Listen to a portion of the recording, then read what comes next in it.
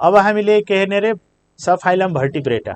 अब भर्टिब्रेटा हेर्दाखेरि भर्टिब्रेटाको टर्म मैले भनिसकेँ, एनिमल्स ह्याभिङ भर्टिब्रल कलम, त्यसलाई भन्छ भर्टिब्रेटा।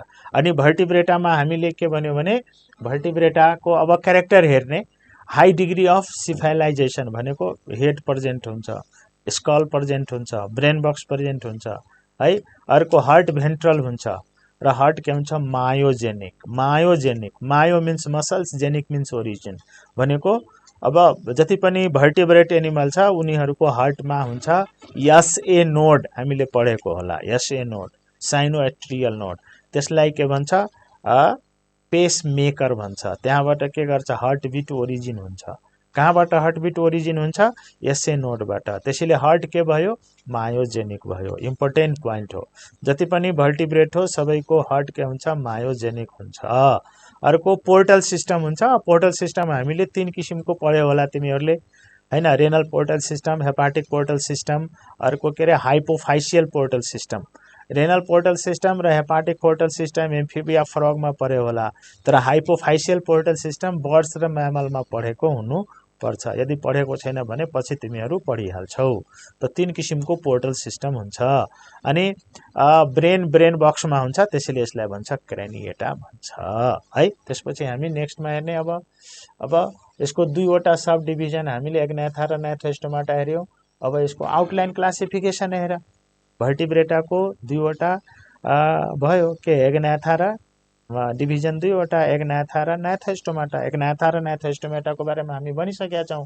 त्यसपछि डिभिजन एग्नाथामा अब हेर्यो भने all are aquatic, fresh water और मेराइन वाटर जहाँ पनि पाउन सक्छ। Lateral line system of sense organs हुन्छ, त्यसलाई रियो रिसेप्टर्स भन्छ। Detect the change in pressure of water, वाटरमा कुनै किसिमको चेन्जेस भयो, प्रेसर चेन्ज भयो भने त्यसलाई डिटेक्ट गर्ने अर्गेन हुन्छ, त्यसलाई भन्छ रियो रिसेप्टर हुन्छ। यो फिसमा पढेको होला, lateral line system of sense organs. यो पढेको छैन भने फेरि हामी पढ्छौं। माउथ सर्कुलर, सक्टोरियल र जलेस। अब एग्नाथामा माउथ सर्कुलर, सक्टोरियल र जलेस हुन्छ। कमनली कल्ड के रे जलेस फिस। अब तिमीले यहाँबाट एउटा पोइन्ट सम्झे हुन्छ, कमनली कल्ड के रे जलेस फिस। कसलाई एग्नाथालाई। अरु पोइन्ट नसम्झे नि हुन्छ, तर for your knowledge it is useful. ल अर्को के छ, first appeared of cranial nerves, 8 or 10 pair cranial nerve. Cranial nerve that is origin from brain, त्यसलाई भन्छ क्रेनियल नर्भ।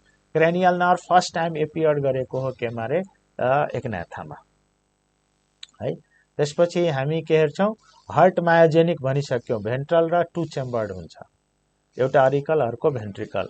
अनि एग्नाथामा सिंगल क्लास हुन्छ साइक्लोस्टोमाटा, भनिसकेको छ मैले। Cyclo means circular, स्टोम means mouth, आटा मिन्स ग्रुप। अब यसमा तिमीले सिंगल नोस्टिल्स, हाम्रो 2 वटा नोस्टिल हुन्छ, एउटा यो र यो, 2 नोस्टिल्स, तर तिनीहरुमा के हुन्छ सिंगल नोस्टिल्स हुन्छ। Nostrils are single and median हुन्छ है। नाजल चेम्बर क्लोज्ड हुन्छ, that is not communicating with buccal cavity. अर्को मेडियन फिन्स हुन्छ, फिन्स के हुन्छ मेडियन फिन्स हुन्छ। अनपेयर्ड फिन्स हुन्छ, कॉडल फिन अनपेयर्ड भयो, मेडियन फिन, डोर्सल फिन, यिनीहरू सबै के हो रे अनपेयर्ड फिन हुन्छ।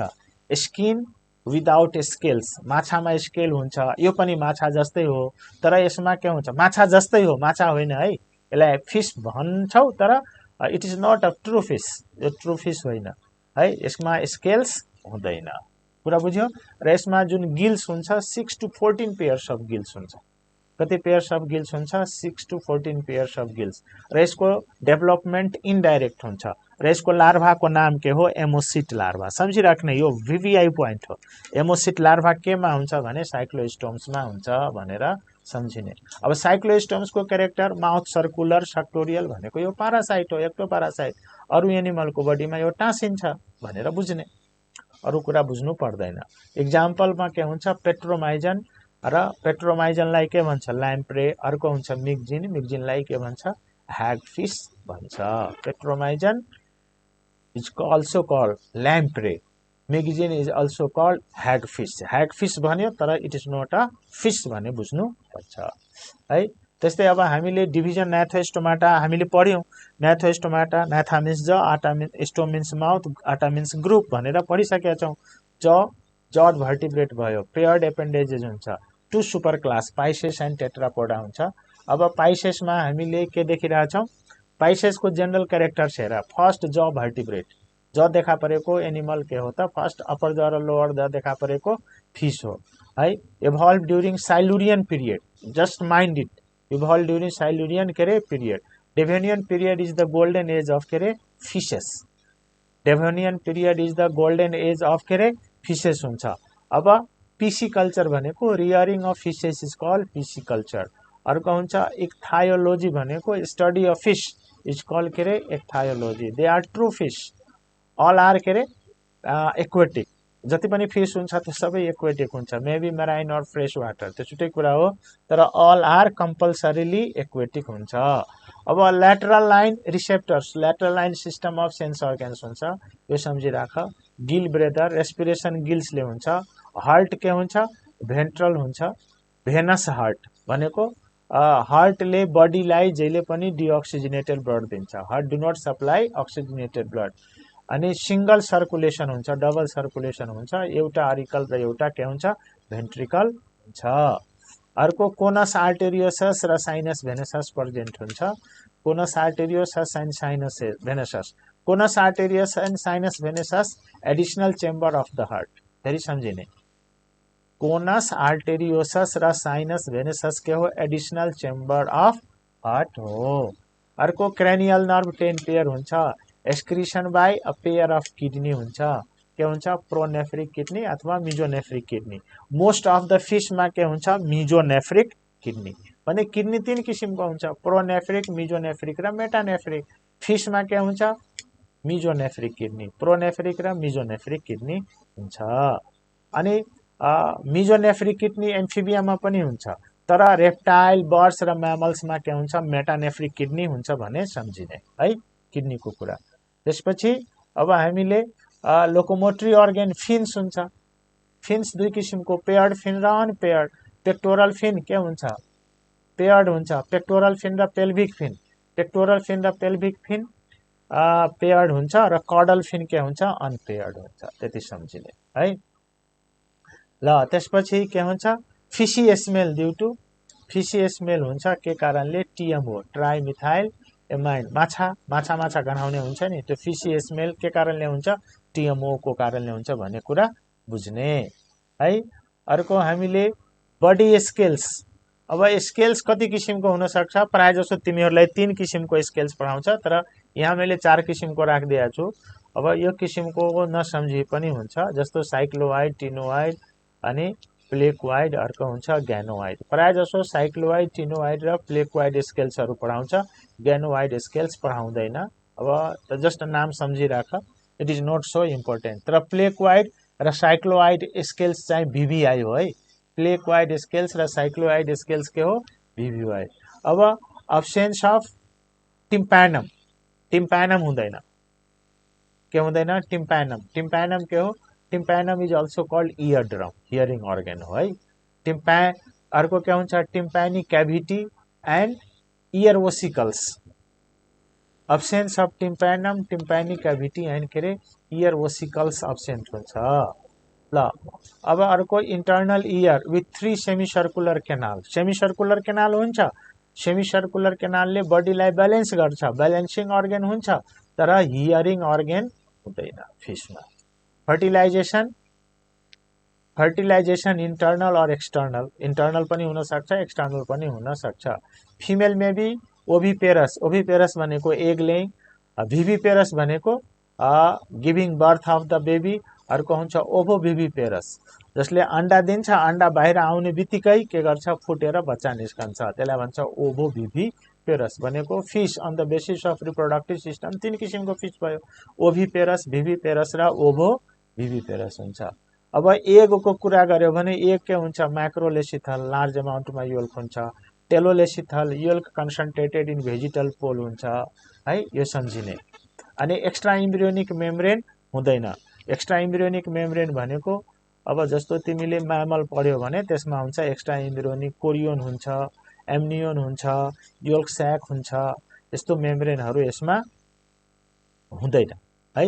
त्यसैले यसलाई के भन्छ एम्नियोटा भन्छ, के भन्छ एन एम्नियोटा एन्ड एम्नियोटा यहाँ लेखिरहेको छ, माइन्ड इट, यो टर्मलाई ध्यान दिने, एन्ड एम्नियोटा है। अर्को डेभलपमेन्ट के हुन्छ, डाइरेक्ट हुन्छ, भनेको यसमा लार्भल स्टेज हुँदैन भन्ने बुझ्ने। यो के को क्यारेक्टर हो, फिसको क्यारेक्टर। अब फिसमा अब सुपर क्लास फिसको क्यारेक्टर हामीले पढ्यौँ। अब यसमा कतिवटा क्लास रे, हामीले दुईवटा क्लासको बारेमा भनेको थियो, कोन्ड्रिक्थिस र ओस्टिक्थिस। तर यहाँ हेर्दाखेरि मैले कतिवटा क्लास भनेको छु, 4वटा, प्लेकोडर्मी, कोन्ड्रिक्थिस, ओस्टिक्थिस र क्वानिक्थिस। तर तिमीले त्यो माथिको र तलको बिर्से पनि हुन्छ, तर बीचको दुईवटा कोन्ड्रिक्थिस र ओस्टिक्थिस नबिर्सिने है। अब यो चाहिँ placoderm is not so important, all extinct, यसमा कुनै पनि स्पेसिस छैन, सबै एक्सटिङ्क्ट भइसकेको थियो। ओन्ली इन सी वाटर, यो समुद्र वाटरमा मात्रै पाउँथ्यो। अब यसको इक्जाम्पल हेऱ्यो भने के हो भने क्लाइमेटियस, जसलाई स्पाइनी शार्क भन्छ। क्लाइमेटियस इज के अरे स्पाइनी शार्क है, यो सम्झिँदा हुन्छ प्लेकोडर्मी। अर्को के हुन्छ, कोन्ड्रिक्थिसलाई इलाज्मो ब्राङ्क पनि भन्छ। कोन्ड्रिक्थिस इज अल्सो कल्ड इलाज्मो ब्राङ्क, सम्झिने। अब यो के हुन्छ भने हेऱ्यो भने इन्डो स्केलेटन कार्टिलेजिनस, मैले यसलाई कार्टिलेजिनस फिस भने। अब एक्सक्लुसिभली मेराइन, मोस्टली मेराइन भन्दा पनि हुन्छ। मोस्टलीको टर्मको ठाउँमा तिमी के युज गर्न सक्छौ, एक्सक्लुसिभली मेराइन भनेको यो समुद्रको वाटरमा या यो मेराइन वाटरमा मात्र पाउँछ, फ्रेश वाटरमा पाउँदैन भन्ने बुझ्ने है।